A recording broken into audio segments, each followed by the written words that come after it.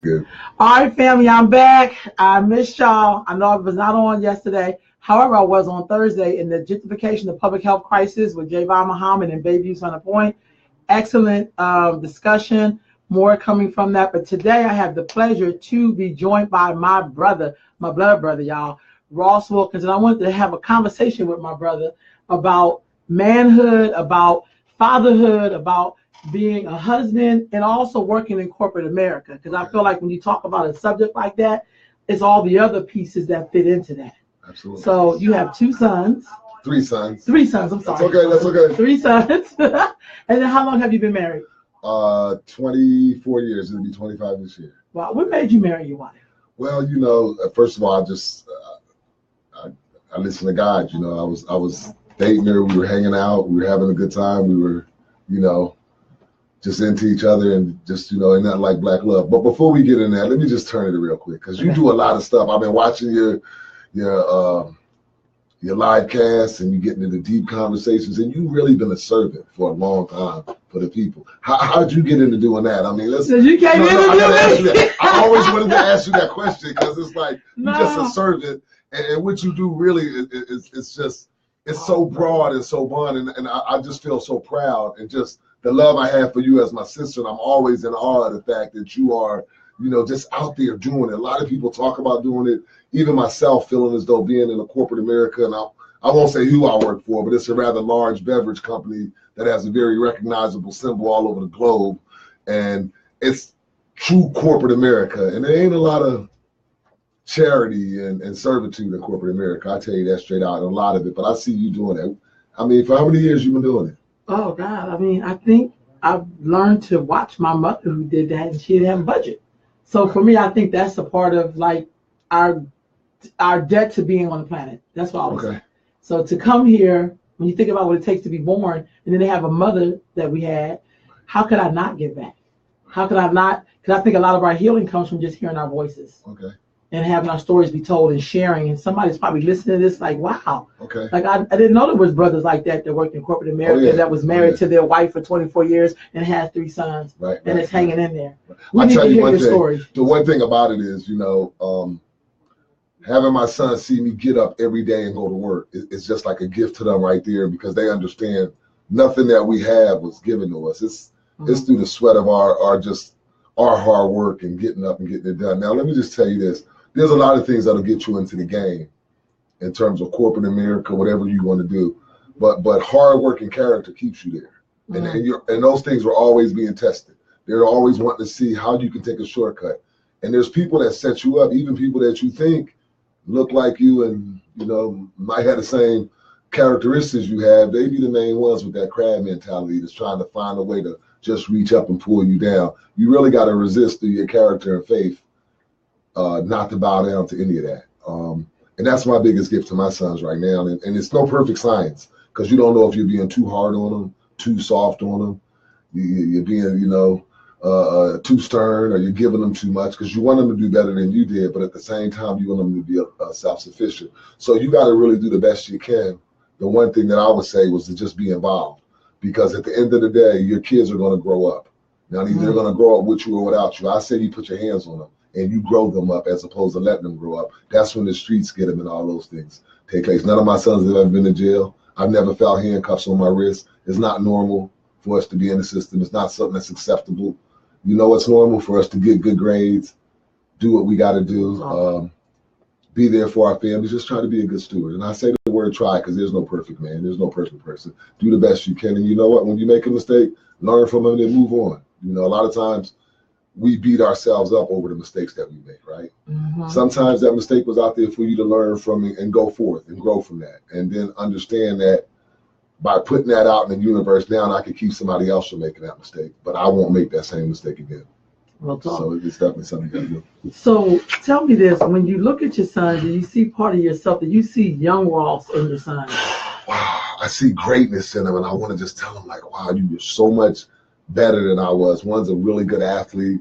The other one is an extremely focused, just task manager in terms of what he wants to do. And I watch the way they do it, just very I mean, I'm so proud of them, but even with that, I want them to make another move. Like, you need to go this way or go that way, but no, they have their own path. So I'm extremely proud of them. I'm extremely humble because I understand that me and their mother did a really good job of being there for them. But society has a way, especially with people that look like I look, to have a lot of pitfalls out there that you don't even see them coming. And there's a lot of people of color, black and brown people, that are sitting in places because they fell into a trap. Great parents, great support systems, and they just took that one left turn when they should have took right, that somebody along the way has set up for them to take that turn, and they got caught in that trap. So it's by the grace of God, one, you can do the very best you can, but still you need a little luck, because one wrong turn could land you into a heap of trouble. And as you know, we only get one mistake. Some of the other people might make one and their daddy can go say, oh, let me brush that aside, we got this, but we don't get that luxury. We really got to be perfect and get it right the first time. Okay, this is interesting because I think they're trying to practice next door, which is fine, that happens all the time, but the sound, we're really close to one, so we're good. Okay. Because that's the church, but I'm like, is that here or there? So no worries. Okay. So let me ask you this, how did you get into working in corporate America? So this is the deal. I'm playing ball, and like most men of my age coming out of the 80s, I'm thinking I'm nice with that hoop and I can do that. And a lot of times, that's all we really told, that we can be successful doing it. I knew nothing about it. I was with a friend of mine this weekend, actually, that told me how I used to get up at 6 in the morning here in Sacramento, catch the bus down to the Sacramento Athletic Club and work out real hard. And then the guys that I played with would get out of bed late and show up, and they would beat the mess out of me playing. They were just naturally talented. So towards the end of my playing career, when I wanted to do something different, just trying different jobs, and I just went out there to work. And when you got kids and you want to feed them and make sure that they have what they want, you got to go out there and roll your sleeves up and work. Getting into the business was something that I think they let a lot of us get in there, but they feel as though we're going to do something to stifle our growth within that company by making the wrong move, saying the wrong thing, letting our egos get ahead of us. And I see it right now being in management. Hire really talented kids. After 3 or 4 months, or even a year, they're like, why I haven't gotten promoted yet? Why I don't have a corner office? And it takes time. I've been in my company 17 years now and worked at corporate, worked all over the place for them. But I've learned how to stay in my lane, be humble, question when appropriate, but understanding the hierarchy and just realizing that everything I do is communicating something to somebody. So make sure that you're very cognizant of what you're communicating, and not allowing your ego to get in the way, or more importantly, not allow your demons from the past pull you back to the past. So any mistakes you made, as I articulated earlier, you got to make sure that you keep those lessons with you going forward.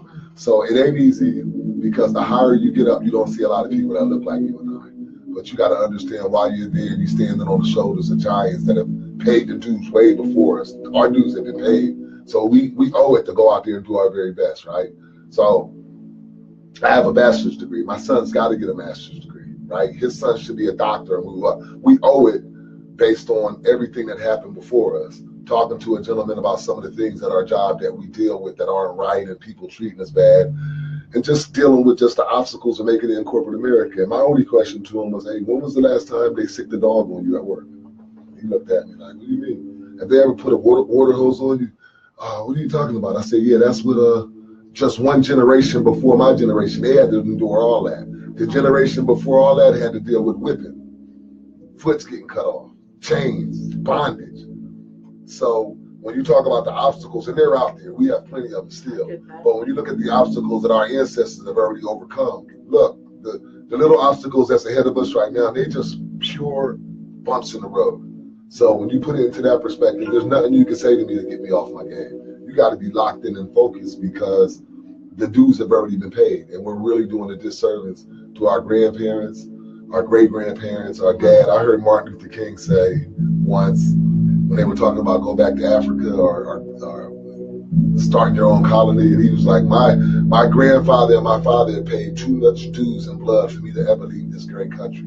And that's up to us to own that. We built this country. So why would we ever go back to somewhere where we built this land right here? You know, so yeah, we here, we're gonna be here. Now let's go ahead and take care of ours and make sure that we do everything we can to to be worthy of the lessons and all the heartache that was paid before us. We need to be worthy of that. And I try to live my life striving for that. So I understand that, you know what, the dues that they paid was not in vain. So how does that then apply to your marriage? 24 years. How did you stay married to the same person for 24 years? Let's not sugarcoat it. Anybody who's been married for a year, I'll tell you, it ain't easy, right? You got to understand that, look, it's two different people with two different upbringings, two different ways of thinking about things, coming together to create a family. And there's a lot of compromise. There's a lot of times you got to set your ego aside and say, you know, and look, you don't always get it right. Some days you say something that just comes out totally wrong, and you might be upset for a while, but then you got to eat crow and get over it and understand that there's something that's got to bind you and keep you together, regardless of how intense the disagreement gets.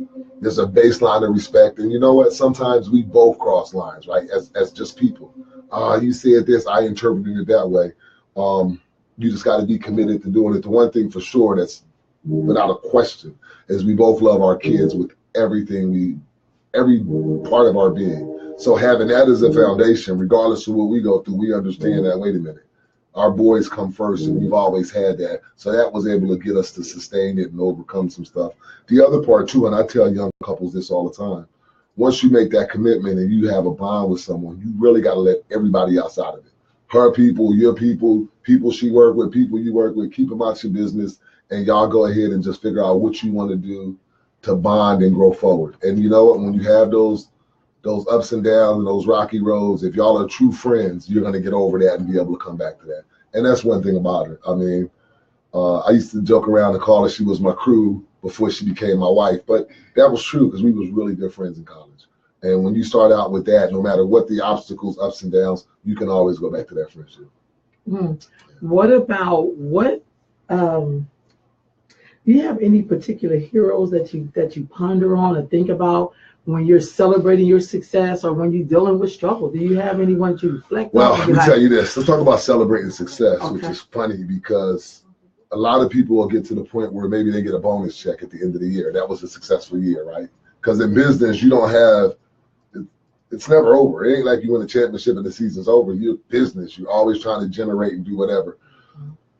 I try to celebrate my success by making sure that I'm paying it forward and lending some knowledge to some young brothers coming through that wasn't afforded to me. Now, I was able to make it regardless, but there were some mistakes that I made that I knew the person that was right ahead of me had went through this, but didn't share that knowledge with me. So then I had to bump my head senselessly. So I celebrate my success by seeing it, somebody else come in the company and move up. And I always joke around, the millennials are smarter, they're more technical savvy, they're just all over it. And I know one day I'm going to hire one, they're going to be my boss one day. And I'm okay with that because I want to just make sure that my success is being able to pay it forward and teach somebody else to do what they need to do. The hardest part is to get away from that that ego. I think Dr. King called it the drum major syndrome. Yeah. Where you just want to be in front of the line. You want to be the drum major, right? The drum major instinct is what he called it. One of the best speeches I've ever heard in my life. I probably listen to it 2 or 3 times a week just as I'm doing things, just to remind me, don't be the drum major in front of the line, boasting with your chest out. Because the people that really get it done, you never hear about them. They're behind the scenes, and they have that true servant mentality. And when you do that, that's when success really comes. And it's really tough because it's all around us, everywhere you go. You just see people putting me first, me. And if you ever get to the we or the us, it's just so much more collaboratively that we can achieve as opposed to that I. So we really just got to get out of that. It's really tough because some days you do want to go ahead and give yourself a hit in the chest. Yeah, I did this, but that ain't God-like. And that's going to be real short-lived. So if you can really fight against that ego, and it's an inherent instinct that we all have.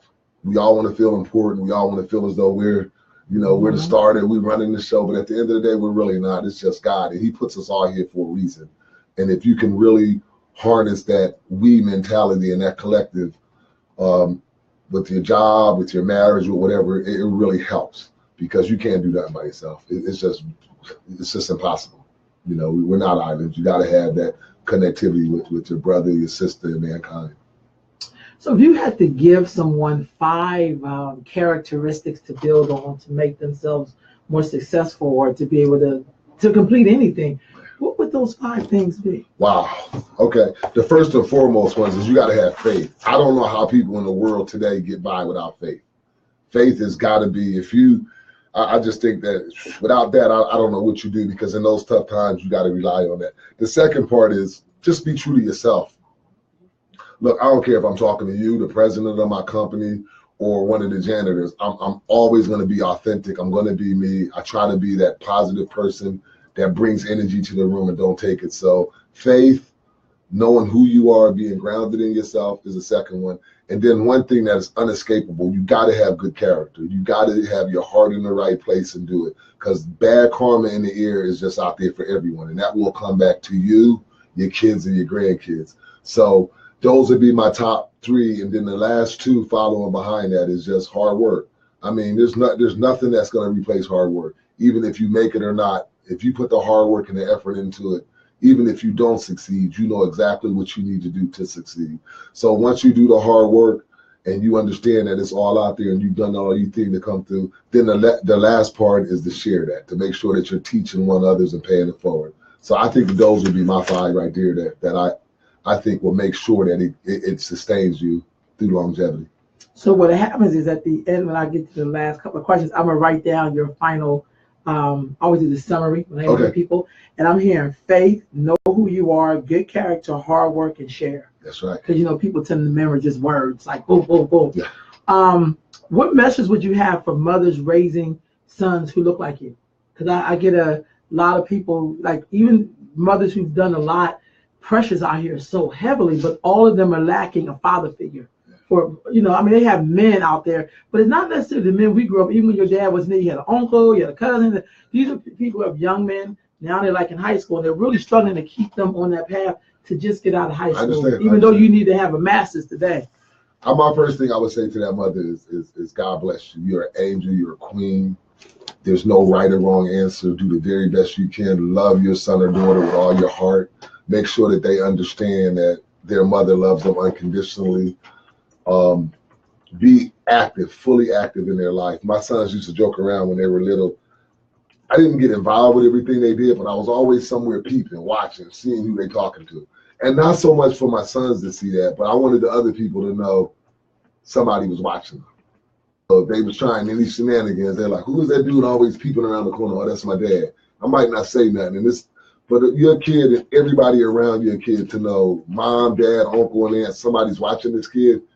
I mean, that's something that you just can't put a price tag on, because people will try you. People will try your kids if you ain't around. And I used to tell them, look, all right, yeah, I'm his dad, talk to me. And just to be there. So I think it's one of those things with a high rate of absentee fathers in our community. It's one of those things that really ails me. I try to, when I'm at the gym with my son and just sometimes by myself, if I see somebody that looks like me, a kid, and I always make sure, hey, how you doing? Try to teach them how to shoot the ball correctly or have a conversation with them, but just to lend it in there. But it's really tough. Don't beat yourself up if it goes left and it should have went right, because it's really difficult. And all you can really do is the very best you can. And it starts with just love and faith. So, what about in terms of how to get a job in corporate America? Well, first thing it is, because some people want to work in corporate America. I understand that. First thing about corporate America is it is a corporate structure. So you're not going to get a job. Well, I'm not going to say you're not going to get a job. You're going to be limited in what job you can get if you decide to get a tattoo on your face. It's the end of the day. I'm sorry. You're just already putting yourself down into a job where you're not going to interface with a customer. You might end up in a warehouse or being more labor intensive. Okay. Now that's one. The other part is education is the key. Now, the bottom line is I have a job that probably someone with a GED or high school might be able to do, but they won't even interview you without a college degree. That is your ticket to the dance. It don't guarantee you're going to be able to dance, but that degree gets you in the door. Okay. So, but a lot of times we're not thinking that far ahead when we understand that I don't want to take this degree. I don't want to do that. So look, those are the rules that are put out there to get you into the door so we can then start to change things. But in order to get in the door, you need to get that paper. It's very it's hard to even put your finger on that because, like I said, even with that degree, there's no guarantee. But once you get in there, you got to be willing to show them exactly who you are. Never sell yourself out. Stand on principle. When something comes up, everything that you need to succeed in corporate America, you learned before you was in the 7th grade. Really, you have. How to treat people right. The biggest gap we have right now is getting people, and we always joke around like with this, is getting people to play in the sandbox together. These are grown people who work in the office and don't get along with this person or that person. There's silos in different departments where this department don't talk to this department. The person that can raise above all that and get all departments to communicate, get people to work together that might not have common interests to achieve a common goal, get everybody to charge the hill together as one. Those are the folks that are going to move ahead. Everything you need to succeed, you really learn before the 7th grade. Wow. And what you need to do. And those principles still apply. You will be surprised at how at that level, VP level, higher level, how certain people, you're like, wait a minute. They don't have the people skills or they don't have anything that can bind people together to just want to work with each other. And you're just not going to make it. You just cannot do it. So I say coach because I use that term, but I've managed both blue collar and white collar employees. And it's just totally different in terms of the mentality and what they want to do going forward. And if you have a blue collar mentality, and there's nothing wrong with that, but you got to understand that boxes you into a certain level of job that you're going to do, mostly labor intensive.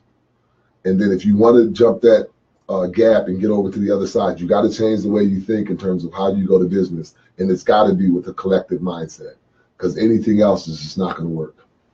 Do you have any particular books that you recommend that people read that raise their elevation? Well, I love to read autobiographies to figure out kind of how people get to where they are, especially people that. So you got someone whose father left them $100 million.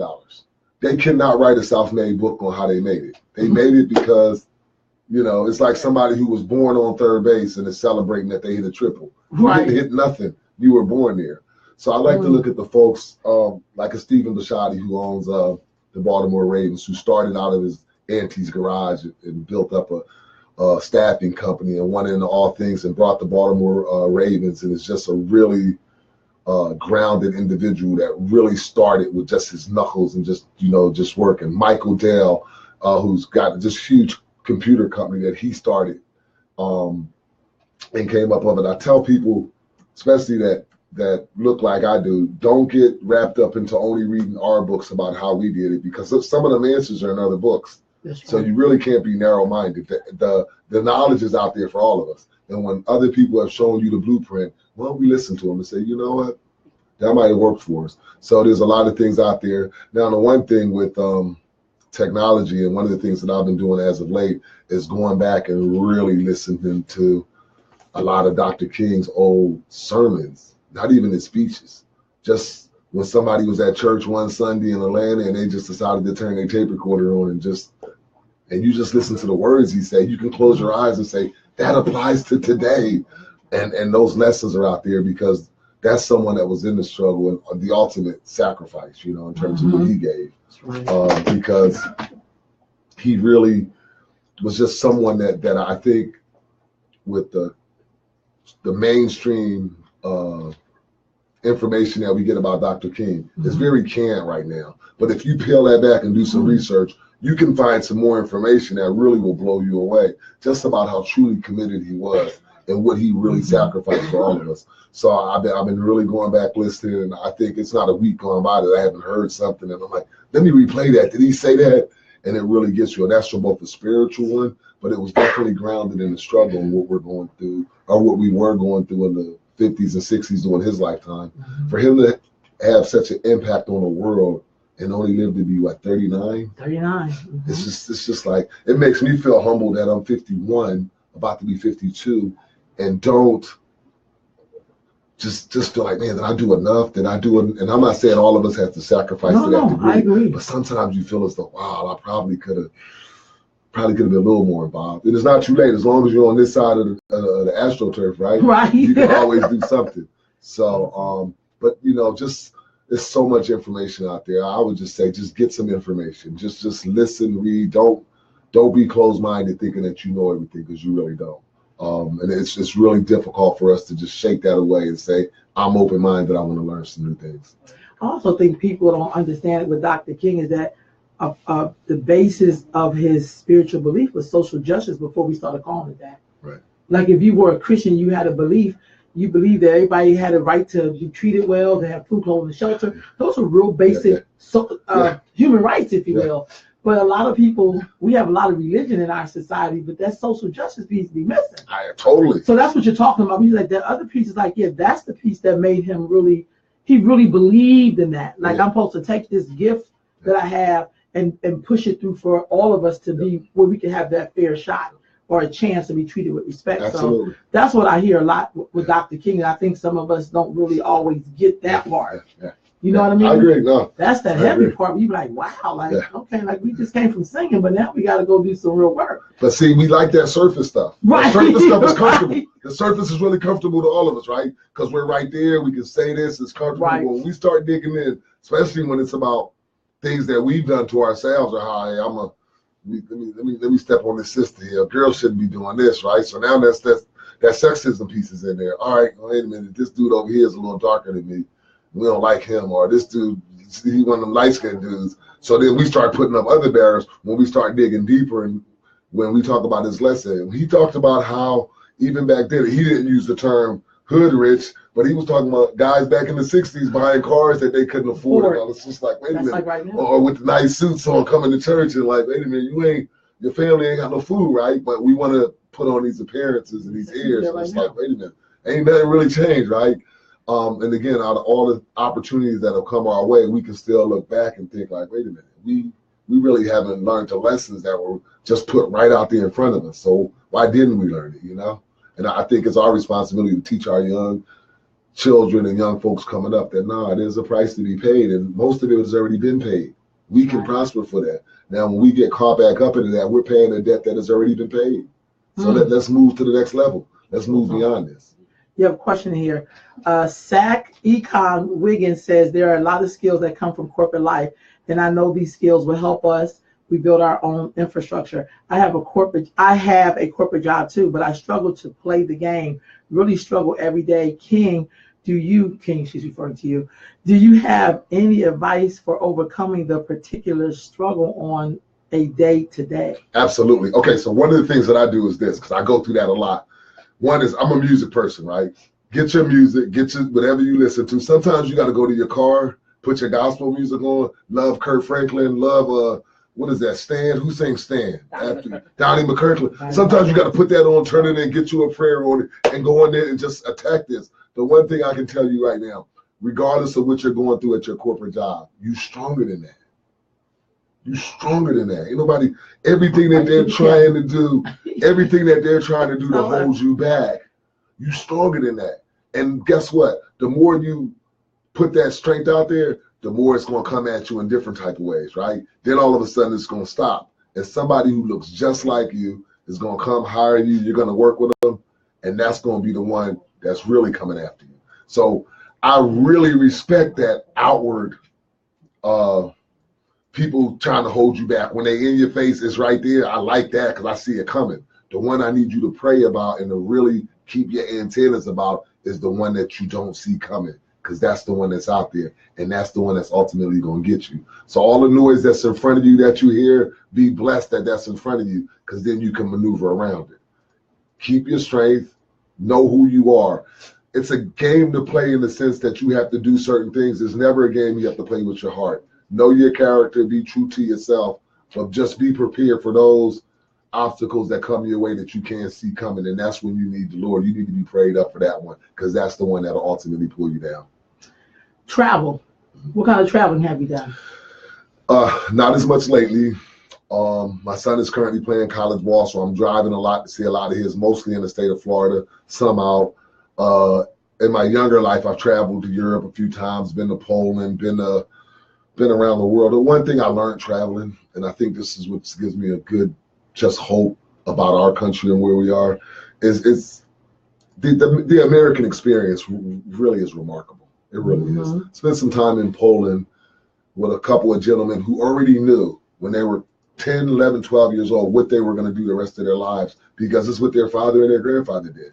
So your lot in life had been cast by what your grandfather did or what your father did. Mm-hmm. And if that was my case, I'd probably be living in a row house, married 3 times, trying to get a WIC check somewhere, because that's what my old man was about. I'm not throwing no rocks at him, but guess what? He had a generational curse on his heart. So not having him in my life as constantly as perhaps I wanted him to do when I was younger, now that I'm older, I understand that the time he spent away from me allowed me to break that generational curse. It's a blessing in everything, right? So some of you who don't have your dad around, and you might be feeling like, man, I really wish my dad was around. The Lord might be like, I don't want your dad around you because that generational curse needs to be broken. That's right. It needs to be broken. And maybe not having them there is going to be tougher, but it could be a blessing in disguise. And that's one of my things that I tell folks. Sometimes your strengths become your weakness and vice versa. Sometimes your weakness, all of a sudden, you think it's something unique and you deal with it. And as you get older, that becomes your armor. So just look at what's going on. And I'm not saying that with no malice towards my father. I respect him and all that. But at the end of the day, I understand that the other people that God blessed to come into my life because he wasn't there have carried me further along, way more. Just, I can't even count the blessings. I'm so humbled about it. But that might not have been the case if he was there. Have you, in your travels, has it given you a different perspective about being in America?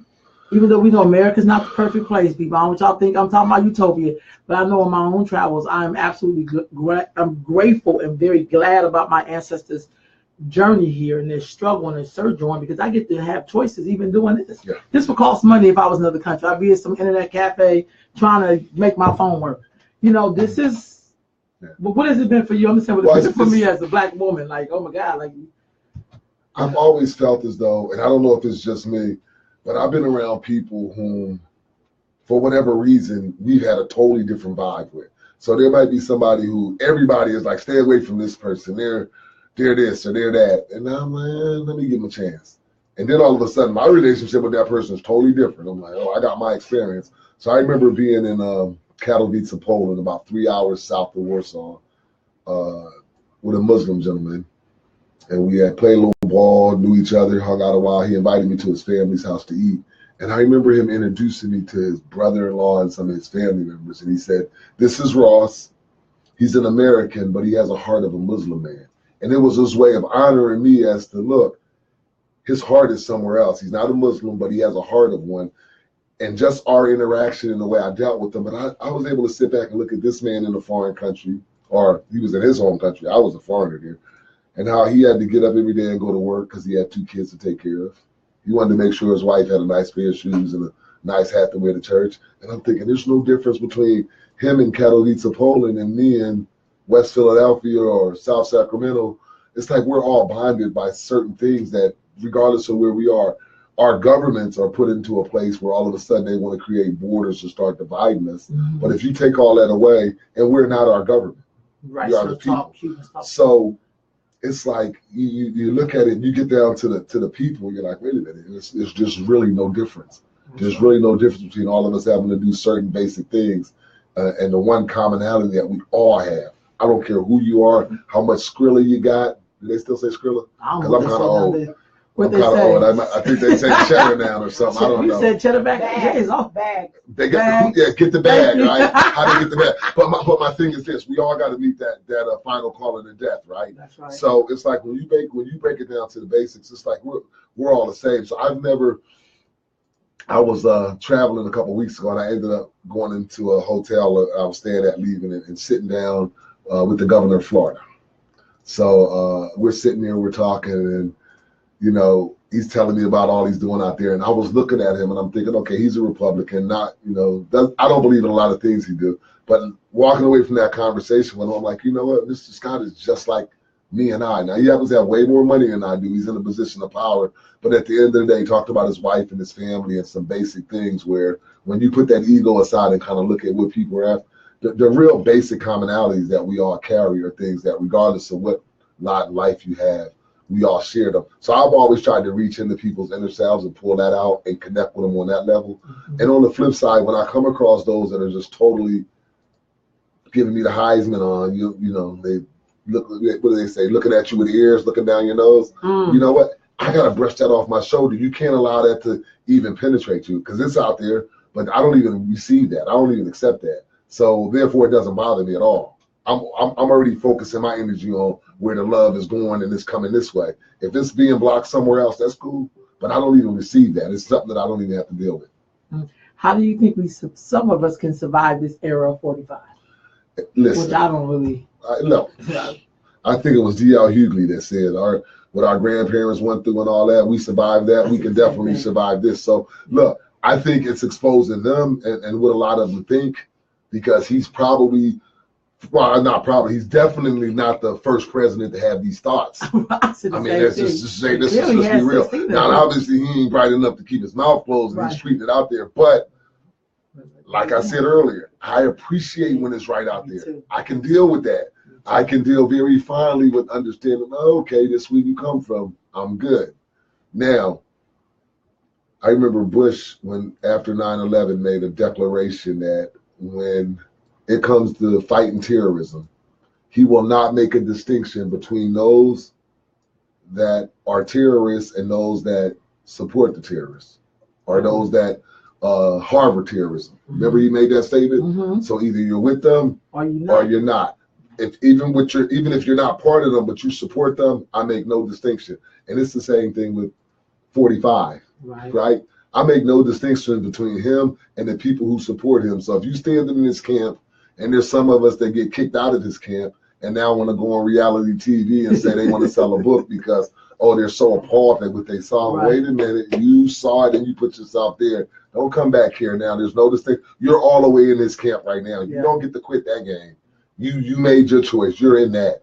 So it's funny when I watch her now, I'm like, really? Is she really trying to come home to us? Now, we are, like I said earlier, our strength is our weakness, and we are very forgiving people. We love everybody, and we're going to let her back in. But she ain't going to let her come through the front door. She won't have to wait to get back in. she chose that. She chose that. I like that. She's not going to come through the front door. I like that. Right. I like that. Look, brother, I can talk to you all day. You are so wise. Definitely, you feel like a guru. I love the way you put those words down. In our closing, what would you like to, when it's all said and done, it's 100 years from now, and your great-great-grandkids are talking about you, what do you want them to say about their great-great-grandfather? Man, God. Because we just talked about legacy building. Yeah, I feel as though I got a lot of work to do still for them to say anything. Because right now, up until this point, I probably haven't done enough for them to say anything. So I want them to know that once he turned 50 and he really started figuring out what he wanted to do, he became more of what God wanted him to be. Because I really realized, and it's one of those things, if I can go back and talk to the 20-year-old Ross, I probably will punch him. I'll probably be fighting him like, yo, wise up. But I really think that the best of me is yet to come, period. Because there's just a lot of work that still needs to be done. I'm totally humbled by it. I totally feel as though I am in a very blessed place. Just every day I'm thankful for it, because I realize that my story isn't the story of most people that look like me. But at the same time, I know people that have done great things that started from worse situations than I started from, and that went on to do great things. Talking to somebody about being in Sacramento, and I think they used the term the hood, and I was like, there's no hoods in Sacramento, period. Sorry. I'm sorry. You know what I'm saying? And there's very few hoods in America. I'm sorry. There's some, but none of them are in Sacramento. That's just the real deal. I'm sorry to tell you that. But so I look at from where I'm at right now, and I understand that I came from humble beginnings, but there are people that came from way lower positions than I have and have reached great heights. And right now, I think I've just scratched the surface. And I really feel as though I can do better. I can definitely do better by my kids. I can definitely do better by my wife. I can be a better brother. I really just want to be a better person and not be what I was last year. Just try to really just make sure that I move forward and just be stronger. Just stay humble. Just really stay humble and stop pointing at myself. Everything's got to be about other people out there. And I think that that'll create the legacy that I want. Everything else good. First of all, you never answered my question because you the one. I did answer your question. You basically answered my own. I mean, Ross, we're we came from the same womb. Right. You know what I'm saying? And so when you were talking, and even in my journeys when I go to Philly and I'm going down Seymour Street and I think about all our journeys there. I think about when we first moved to California. And I think what our mother instilled in us, it's been a gift for the world. You know, we're not going to see somebody down and just step over. We're not made like that. We're not going to see injustice and not say something. That's just who we are. Absolutely. So that's why actually it's kind of like, of course, I listen to him like, wow, I'm like more like my brother than I know. Because I always say if I've done a gazillion million beautiful things, I still cannot pay the debt to my ancestors. No doubt. I just could never do it. Absolutely. You know what I mean? But I want to try. Absolutely. You know what I'm saying? So that's really my truth. Thank you, brother. I love you so much. I love you too, baby. I love you too. Thank All right, let's wrap it up. Give me a hug, okay. All right. All right. Peace out. All right, fam. I'll see you tomorrow morning.